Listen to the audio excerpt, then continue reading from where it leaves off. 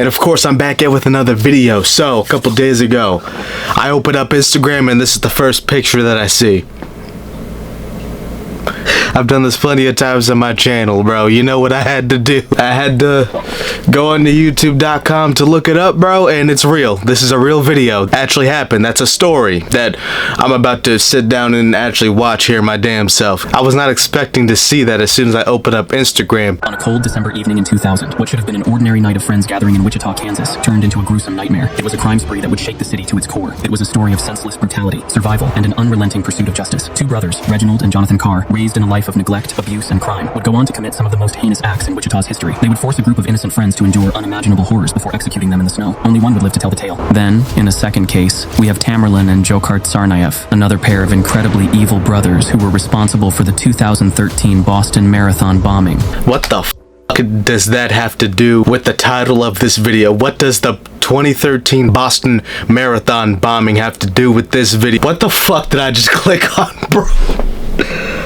Holy shit, bro. I remember this shit happening, bro. Reginald and Jonathan Carr grew up in Dodge City, Kansas, in an environment that was filled with violence and instability. Their mother, Janice Harding, was strict and emotionally distant. She was not the kind of mom... We've all seen this true crime hoopla before. Stop trying to make us feel bad for the killers, bro. Like, we already know what's about to happen to them. Stop giving us their fucking backstory and just get straight to the fucking point. December 14th of 2000 would be the night of an unimaginable tragedy that would become known as the Birchwood Massacre. That evening, 5 close friends gathered at a triplex on Birchwood Drive in Wichita. Their names were Jason Befort, Brad Haka, Aaron Sander, Heather Muller, and another woman who was identified only as Holly G. She was Jason's girlfriend. The evening was peaceful. They had dinner, watched television, and enjoyed each other's company. A completely unspeakable danger was lurking nearby, but right outside, both Reginald and Jonathan Carr were scouting for their next victims and planning an attack. At 11 p.m., as Jason and Holly settled into bed, they heard muffled voices. They figured it was just their friends talking, so they ignored it. But suddenly, the front door was violently kicked open. In an instant, their world shattered. 2 masked men stormed into the house, waving guns and barking orders. The friends were yanked from their rooms and forced into one room at gunpoint. That was when what would become hours of torture and terror officially began. 2 masked up dudes just barging into a house like that full of people. They're there to rob the place, bro. Who does that?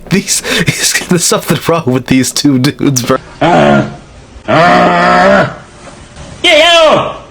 The Carr brothers demanded cash, jewelry, and ATM cards. They split up, with one brother taking Aaron and Brad to withdraw money from ATMs while the other remained behind to guard the hostages. When the first group returned, the violence escalated to unspeakable levels. The Carrs forced their victims to take their clothes off and violate each other. All the while they watched, laughing. They subjected the women to brutal sexual assault, alternating between psychological torment and physical violence. The cruelty seemed endless. Finally, after hours of terror, the brothers made their final move. The 5 friends were all forced into 2 vehicles and driven to an empty soccer field on the outskirts of Wichita. It was freezing cold with snow covering the ground. The captives were ordered to kneel in a line. HG whispered to Heather, "They're going to shoot us," but there was nothing that could be done and no one to save them. One by one, the Carrs shot them execution style in the head, their bodies falling into the snow. But they weren't done yet. The Carr brothers wanted to be extra sure they were dead, so they drove over their bodies with a truck before leaving them behind in the snow. But what the brothers didn't realize was that one of their victims, Holly, had survived. Okay, so those 2 brothers did all that shit for $300. They tortured them for $400 or some shit, bro. Are you fucking kidding me, bro? I just wasted all that time, bro. And the only reason that, like, I'm listening to this video right now is because of a stupid shit post off of Instagram, bro. Are you fucking kidding me, bro?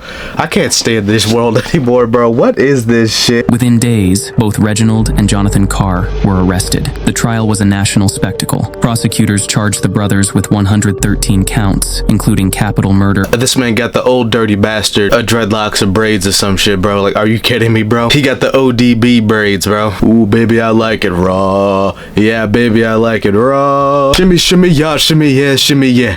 Give me the mic so I can take it away. But I put the dash off for y'all.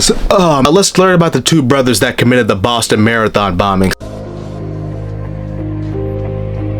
On April 15th, 2013, thousands of spectators lined the streets of Boston, cheering on runners as they crossed the finish line of the 117th Boston Marathon. Have a great race, everybody!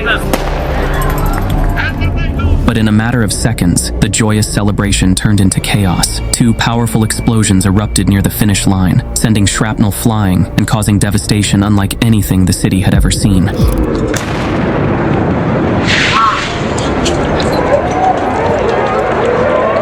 I remember this shit happening, bro. I was probably like 10 years old. I was definitely playing some Black Ops 2 around this time. And that's really all that I have to say about this whole situation, bro. So you can go ahead and check out the whole video for yourself. I mean, like, the title of it, well, it's right there. That is basically what happened. I mean, yeah, like, they basically made them each other and tortured them before brutally killing all of them, except for the young girl that was still alive. No, but like seriously though, I don't know what to honestly make of this video. I thought that it was gonna be somewhat funny. I thought it was gonna be like fake or something. Nah, that's an actual story that actually happened. That was like a real true crime video. I don't know why that picture was posted on Instagram and I laughed at it for some reason. I don't know what's wrong with me. I think my brain is fully rotted. If your brain is also fully rotted like mine, go ahead and leave a like on the video, subscribe to the channel. I'll see you later. I'll catch you around. Bye.